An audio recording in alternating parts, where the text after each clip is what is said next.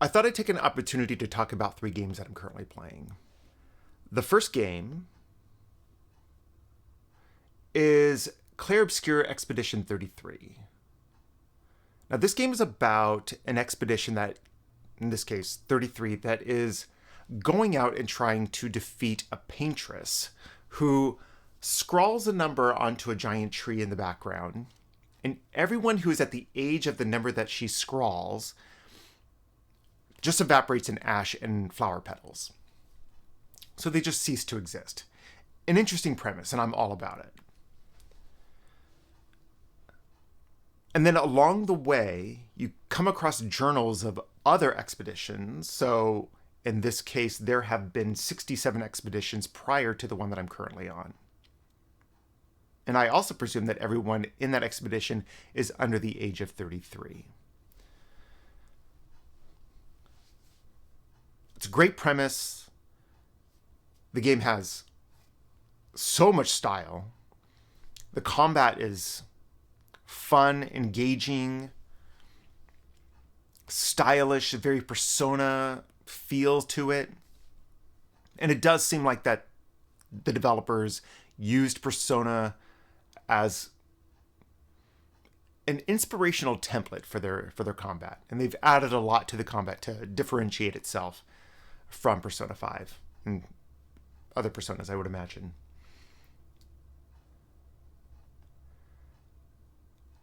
Having seen the trailer of the presentation during, I think it was an Xbox presentation, I was very excited.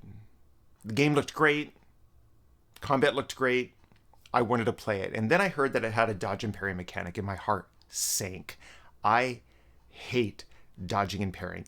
I like it as a concept. I like seeing it done. I like it when I'm able to do it. But honestly, that is not a skill set that I have. I don't have the timing to do it effectively. Sometimes not at all. Not only that, but it becomes kind of a rhythm game, and I am not good at rhythm games. And I would argue that, like, Dark Souls and Souls-like games, like, those are just rhythm games. And when you don't have a good sense of rhythm, it's difficult to play those games. And I was afraid this was going to be the same. So I was very intentional. That when I played this game, I was going to really focus on learning that specific mechanic. So there was an hour that I spent just on this. I was just farming this one specific enemy, and I was going in, and then just all I did was just parry, just learn it. Learn that parry, then going back, healing up, and then going back into battle with that same. And it wasn't even really to level up my character to gain experience points. It was specifically so that I could learn this mechanic. And it helped me a lot. It is something that there are little tells in each of the enemies that you come across that tell you when the optimal time to parry and dodge is. And that says a lot about the developers. I believe it's Sandfall Interactive, and this happens to be their first game. And I was shocked when I found out that this was their first. This game has no business being this good. Has no business. It's that good. That does not say that there aren't things that I don't love about it. I think the onboarding is a little bit too intense. I think the story onboarding there's just not enough of it. You don't really get a sense of what is happening. You definitely don't even know why it's happening, as far as I know. There's a point where you're supposed to be doing some quiz, but you don't really know any of the answers yet because no one has really told you that. But they do come later, that you can then later on in this specific scene, that then you can go back and you can do the quiz in order to earn some token. I think the battle onboarding, however, is too intense. It throws a lot at you. I still don't understand the role of Pictos, which I believe they're buffs. I think they're buffs within that your character can have. So I'm still learning all the mechanics of the battle system, but it is very good, and there's so much information on, which I both appreciate and not appreciate at the same time. When you're choosing your attack, there's like a lot of information there. It tells you exactly what this attack is supposed to do, what it's going to consume, and what to expect, which is great, which I appreciate. But when I don't really know what any of that means, it's like it's going to consume 2 green things, and I don't know what those green things are. So not only does it throw a lot out at you, but it also doesn't tell you everything you need to know. I don't know. It's weird. It's weird, but it's fun.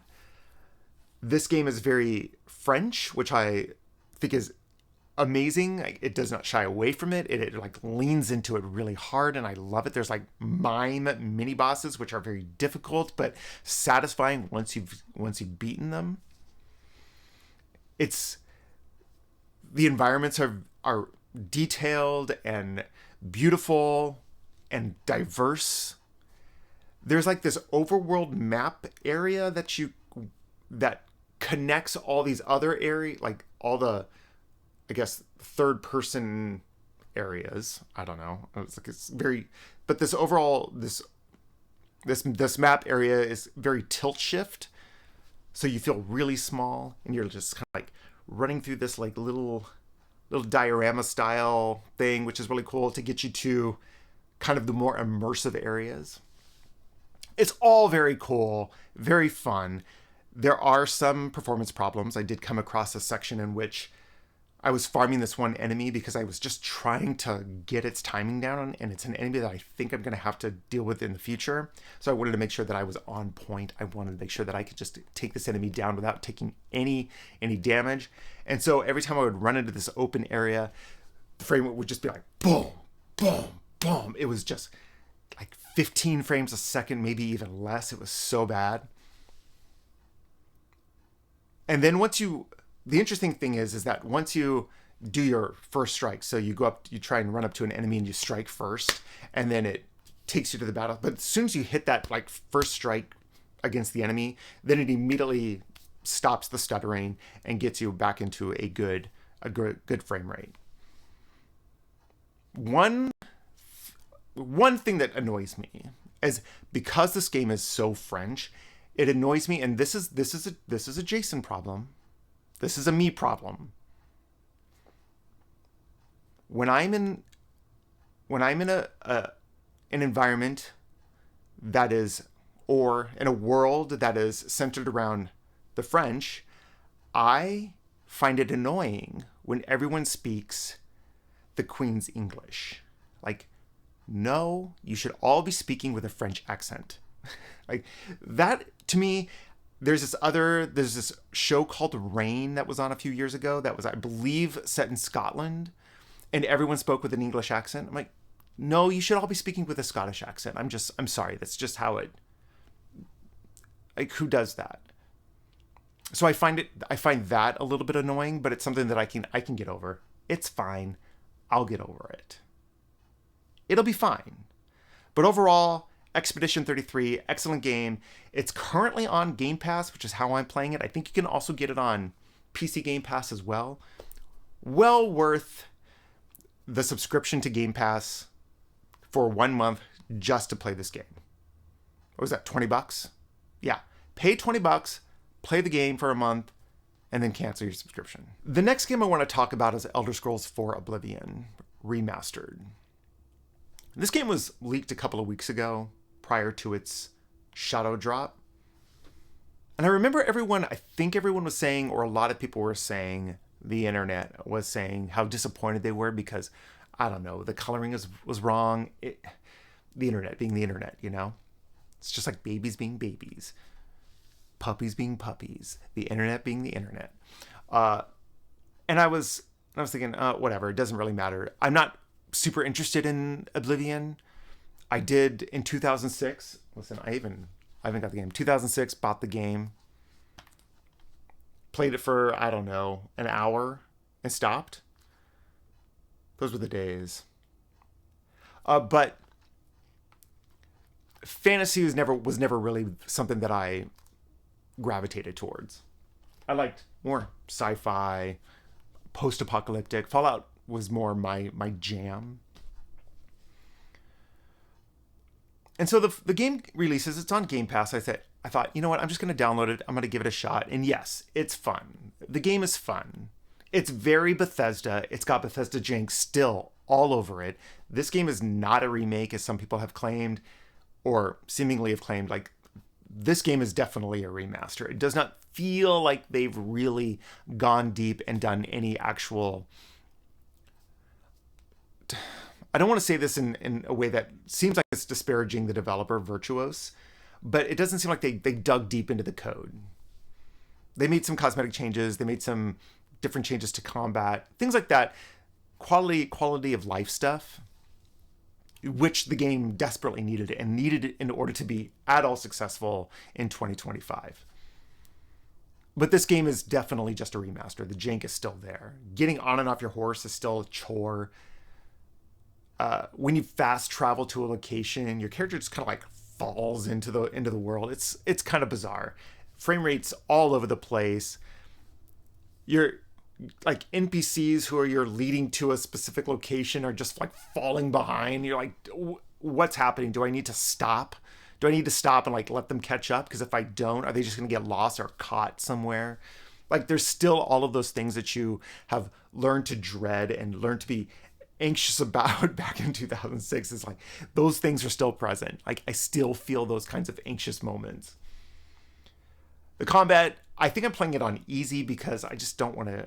I didn't feel like I was going to be investing a whole lot of time in the game. So I just wanted to get a general feel. The game is still fun. I'm still having a good time with it. Even at easy, it's still a little easier than I was expecting. It doesn't take much to defeat any of the enemies that I'm coming across. I probably could bump up the difficulty, but at this point, I think I'm just going to trying to get through it. According to How Long to Beat, it takes about 14 hours to mainline it. So I may just try and mainline it. Why am I even doing that? I should just stop playing this game. Like, it's fun. But I don't know. It's not capturing my attention quite as much as Expedition 33 and the next game that I'm going to be talking about. But I think it has its place. I'm glad that it got an update. It definitely needed it. So right now we have kind of Skyrim taken care of. We have now Oblivion taken care of. And now we're just waiting on Morrowind. So Elder Scrolls 3, which I think there's rumors that this is also... there's going to be a remaster of that. So I'm still mildly interested in continuing on with the game. And you know what? It's good. It's good. I'd rather play Expedition 33. But the last game I want to talk about is The Division 2. Tom Clancy's The Division 2. Let's be professional. This game came out in 2019. It's about... I don't really know. I have no idea what this game is about. I don't know the story. From what I understand, it does continue on from The Division. Something about outbreak. I don't know, post-apocalyptic. I don't know what's happening here. But essentially, from what I know, is that you are some sort of civilian agent with some organization. Gosh, even when I'm just trying to like give a base level understanding of what the story might be, I come up short because there's just not enough there, or at least not enough that I paid attention to give me any context of what I'm doing. There are, however, 5 or 6 gangs out there just trying to cause havoc and wreak havoc upon Washington, D.C., and it is your job to, I guess, to gain control.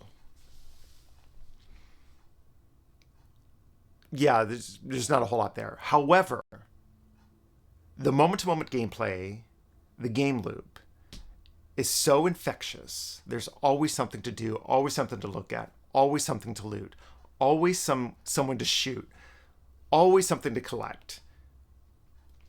Always a territory to take control over. There are control points that you need to take control of.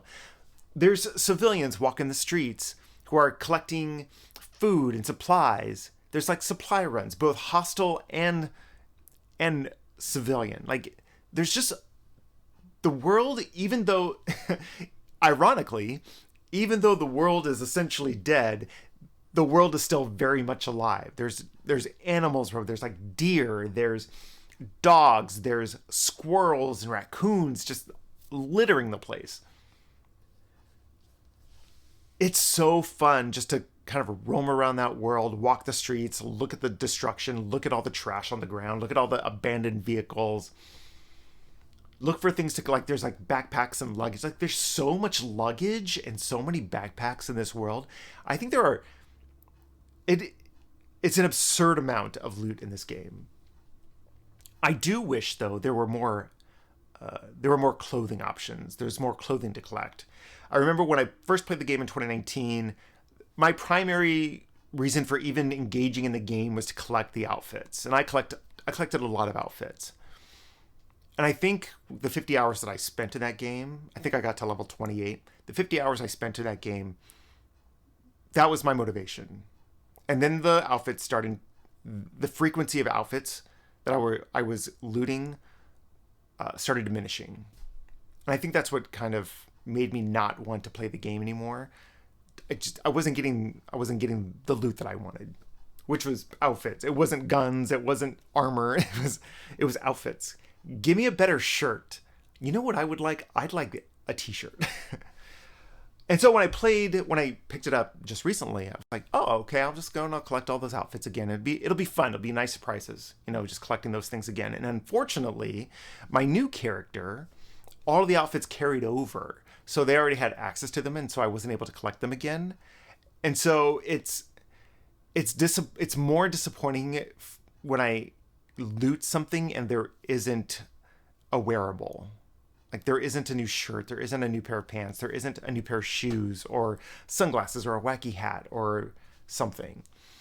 So Ubisoft, if you happen to be paying any kind of attention, more free clothing dropped into the world would be great. Heck, I would even love it if you drop some of the premium clothing into the world that maybe isn't selling quite as well. That would be nice. But I'm having a great time with the game. I don't know if I'm going to finish it. I think I'm about halfway through all of the main missions and the side missions. And I've already put in about 30 hours, I think. I think I'm about 30 hours in. And I still want to play. Like, it's a great game. It's my turn my brain off game.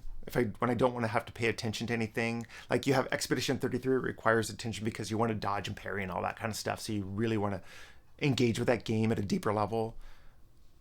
Oblivion is just I'm this guy. I'm just gonna karate chop people. That's all that is. So there's really no depth into that game, but you kind of have to pay attention to what characters are saying in that game. So that's important. But this game, it doesn't really matter. You just go to a checkpoint, right? It just like highlights it in orange. You just go to the checkpoint, or you follow the little light beam to the New Shade Tech cache, or to your mission, or to wherever you decide to point it on the map. So you don't really need to think about what you're doing. The game does all the thinking for you. You just got to point your gun and shoot. And I love that. All right, guys. Well, that's the 3 games that I'm currently playing. If you are so inclined and you'd like to subscribe, you can. If you'd like to like, you can. If you'd like to comment, you can. But no pressure. All right. Anyways, I'll see you guys later. Bye.